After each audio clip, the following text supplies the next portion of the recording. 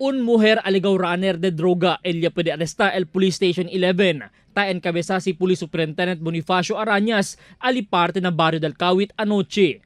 Con el arrestado persona, ya puede conocer como si Melba Alian alias Chinchin, 25 la edad, que nana del 4 mga anak. Na su posisyon niya puede saka el otoridad con el large size paquete contenido el algaw shabu que tiene valor de 30,000 pesos.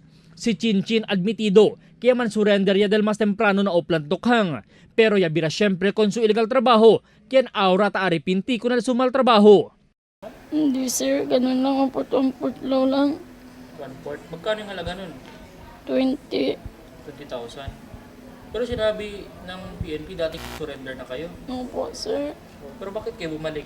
Wala kasi kami ganyan sir. Wala kayong... Makain.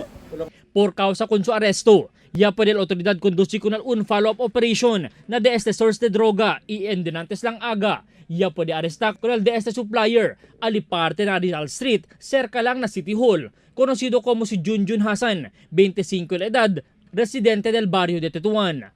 Na di su posisyon niya puede saca el dos más grandes sachet del shabu que escondido na de este underwear.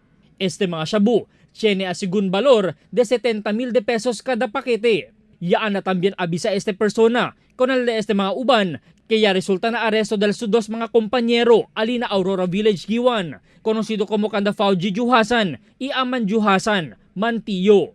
Na di la posisyon, alegawmente ya puede saca el 4 mga medium size del alegaw shabu.